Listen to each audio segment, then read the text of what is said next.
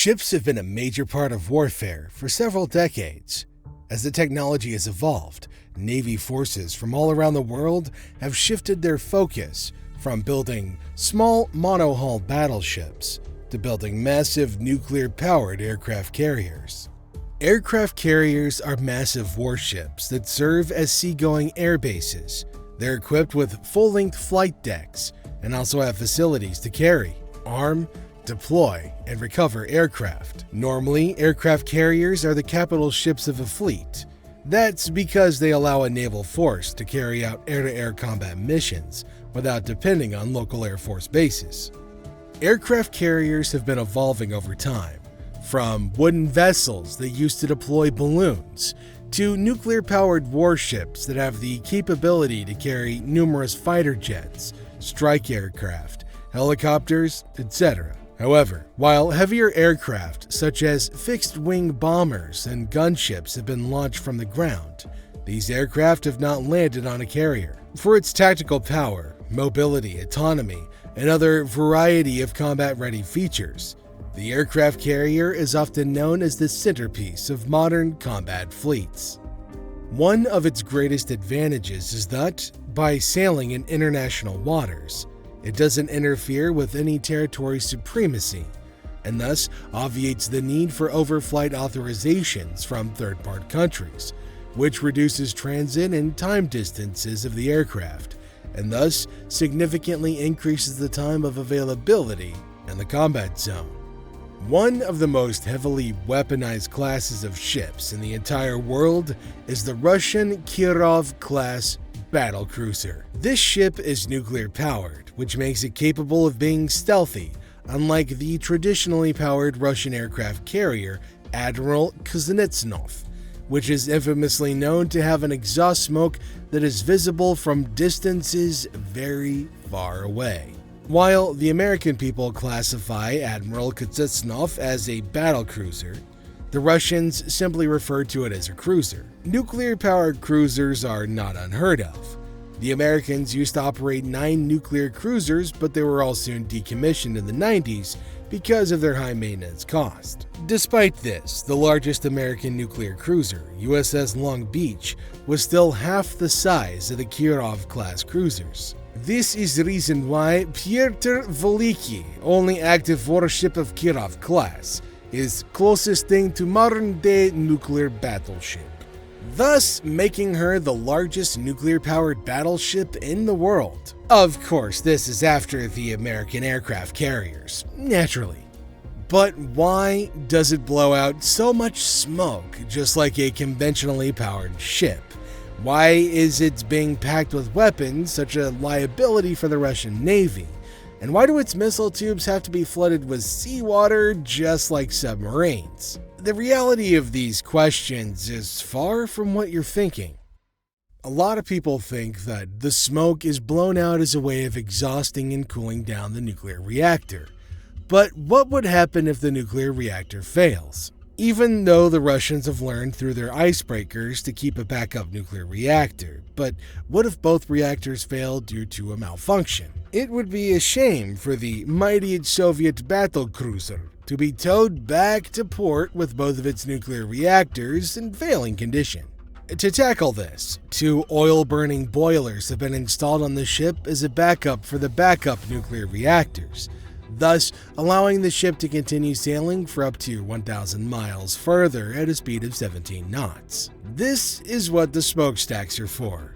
But on the modern Kirov-class battlecruisers, no smoke is visible, unlike on the aircraft carrier Kuznetsov. The nuclear reactors that are set up on the Pyotr Veliky give the ship an unlimited range of travel for about 10 years at a time. After that, they need to be refueled for further use. Each of these reactors produces power of up to 103 megawatts, which is enough to supply an entire city with more than 100 inhabitants. However, the power produced by one reactor may seem to be a lot, but it's not enough. A rare fact about the Kirov-class battlecruisers is that these cruisers are unable to reach their maximum speed with the help of nuclear power alone. Along with the nuclear power, the ship relies on combined nuclear and steam propulsion systems, which means that it's got to run on both nuclear and boiler power to achieve its maximum speed of 33 knots. Without the nuclear and steam propulsion systems working in tandem, the ship can run at a maximum speed of about 20 knots. However, the speed of the ship is not a limitation that is considered very important, as the ship sails at its maximum speed very rarely. The real limitation is other ships. Pyotr Veliky's max speed is handicapped by the Admiral Kuznetsov task force, which usually travels at a speed of 18 knots. The importance of sailing at 30-plus knots came from the idea that the Kirov-class battlecruiser would protect the Ulyanovsk aircraft carrier. Unfortunately, the construction of that carrier was stopped when the Soviet Union was dissolved. But what were the reasons which led the Russians to build this battle mammoth? In the early 1960s, the commissioning of the U.S. Navy's first aircraft carrier, the USS Enterprise, and two nuclear-powered cruisers, the USS Long Beach and USS Bainbridge, was held. This became known as the Nuclear Navy, or the U.S. Navy's Task Force 1.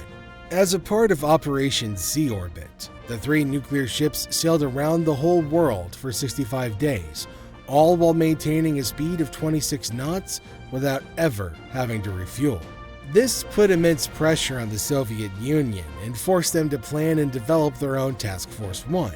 Now, originally, the Soviets started developing two separate nuclear-powered ships that were originally much smaller in size. One of them was an anti-submarine warship, and the other was a destroyer that was primarily focused on air defense. However, both of the smaller ships were combined into a larger ship as part of Project 1144 Orlan. Although the Soviets laid down 5 Kirov-class ships, only 4 were finished, with the last one being Pyotr Veliky, which was commissioned by Russia in 1998. Going back to the 1980s, when the Kirov-class battle vessels entered the Soviet service, the U.S. Navy became alert and decided to bring 4 of their Iowa-class battleships back to life in order to add more muscle to their fleet. Even though the commissioning of the Kirov class was not the real reason why the U.S. Navy brought back its ships from World War II era, the primary reason for this reactivation was the president's forcing power to build a 600-ship navy. After some time, the Kirov class was put in a deactivation phase. It was also placed in reserve as it was too expensive to operate and maintain. Similarly, the Americans also retired the 4 battleships that they brought back. They were decommissioned in 1990, and this time for good. The design for this beast of a ship was very simple. If any vacant space was found on the ship, the designers were ordered to make sure that the gap was filled in. Besides artillery, there are 20 kilometers of hallways, 140 staterooms for the officers and officers aboard, and 32 berthing areas for sailors. The ship has the capacity to house around 750 sailors in total. There are also 2 saunas and a small swimming pool for the sailors for refreshment purposes. Sailors can also get a glass of red wine daily as well. The Pyotr Veliky weighs about 25,860 tons and is 3 times the size of an Ari Burke destroyer. And yet it's still half the size of battleships that were used in World War II. For example, the Bismarck, which weighed 49,500 tons, and the Iowa-class battleships, which weighed around 60,000 tons. Although the ship is smaller than the battleships used a century before it, it doesn't make it any less lethal. In fact, it's the exact opposite. The Soviets planned and designed the Kirov class with the goal of putting every single naval weapon they had into it, including the kitchen sink. Comparing it to the U.S. Navy's Arleigh Burke-class destroyers, which have 96 VLS cells, and the Ticonderoga-class cruisers, which are equipped with 122 VLS cells. The Kirov-class battleships carry up to a whopping 386 missiles of various types. That's more than double and triple the amount of the armament that the U.S. Navy cruisers and destroyers carry. The main armament of the battlecruiser is the 20 giant missile launch cells that store the P-700 Granite anti-ship cruise missiles. Each one of these missiles weighs about 7 tons, and is capable of being armed with a 1,600-pound explosive warhead or a 500-kiloton nuclear bomb that can be launched up to approximately 400 miles away. These missiles are impossible to intercept, as claimed by the Soviets. This is because even if there was a direct hit, the rocket would fly to its target with inertia, but it's still got a bit of a skeptical claim going on. However, it's no doubt that it's true that the missiles can be launched in a swarm mode in a group of 4 or 8. In this approach, one missile flies higher than the other in order to select and distribute the targets to the other missiles. The order of priority ensures the maximum probability of destroying the highest priority targets. Russians also claim that their only active Kirov-class ship is able to sink any aircraft carrier in the world in a matter of minutes with the help of its Granite missiles. The Granite missile is a technology that was introduced in the 1970s. In the West, it's believed that the modern Aegis combat system on the U.S. Navy cruisers and destroyers is so capable that it can easily intercept these Granite missiles even if all 20 of them are fired. To date, not a single Granite missile has ever been used by the Navy in combat. But how does all of this explain why the launch cells on the Kirov-class battlecruiser get flooded with seawater before launching a missile? The reason is that Granite missiles were originally designed to be launched from under the water, so instead of redesigning and spending a ton of money on them, the Soviets decided to save their cash and time and added the launch system to the battleship as is, which meant that the launch cell would require to be flooded with seawater prior to the launch of any missile, just like a submarine. Another unique weapon system on board the battleship is the RPK-6 Vodopod, which in the Russian language translates to waterfall. The RP-6 is a missile that's launched by a torpedo tube, which is ejected into the water by one of the 10 torpedo tubes on the ship. After a few seconds, a rocket engine propels the missile out of the water, and the missile travels up to 31 miles to its target. The missile then deploys a nuclear depth charge, or a torpedo, in order to destroy the enemy submarine. The battlecruiser also houses 3 Ka-27 and Ka-31 helicopters inside its hangar, located below the stern deck, which can be used to track enemy submarines. In a combat situation, saying that the battlecruiser can only defend itself would be an understatement. This ship has a multi-layered anti-air defense system, and for long-range air defense, the Kirov-class battlecruisers are equipped with the S-300 Fort missile system, which is a land-based S-300 Fort missile system that is fitted under the hull of the ship. The giant rotating drums on board hold a total of 94 long-range missiles, with every missile having a maximum travel range of approximately 90 miles.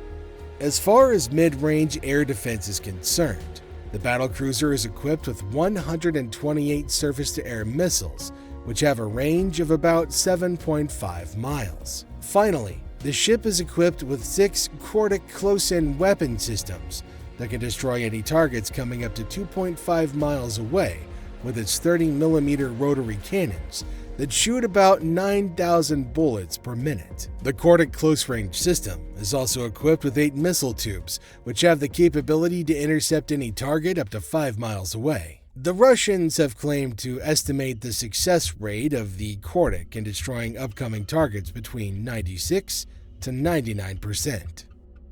If all these weapons weren't enough, this class of battleship also boasts a giant AK-130 dual-barrel 130mm cannon, which can launch 90 projectiles in a single minute up to 14 miles away. That's equivalent to 4 tons of explosives and metal being ejected from the barrel. The gun's also fully automatic, and since it's fully computerized as well, it takes into account both the speed of the ship and the wave motion of the ocean. The gun is easily available to shoot manually in case of any kind of computer malfunction as well.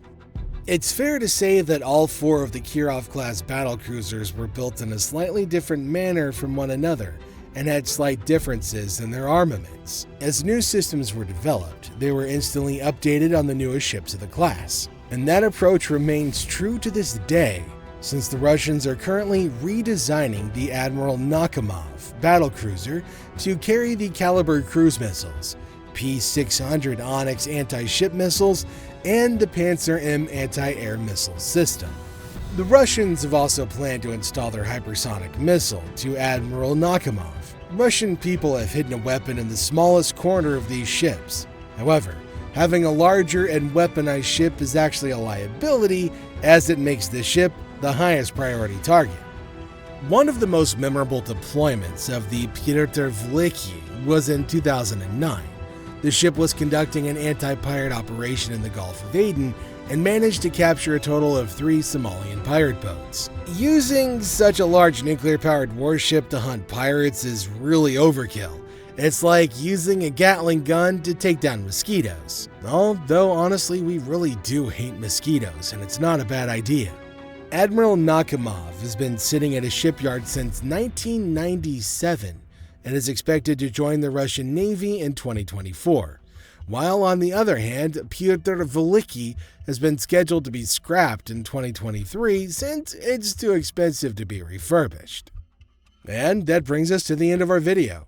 So if you enjoyed it, please give the video a like and show us your love with a nice thumbs up and a subscription. And don't forget to click on that notification bell to stay updated every time new content is released. Thanks for watching, everybody. We'll see you next time.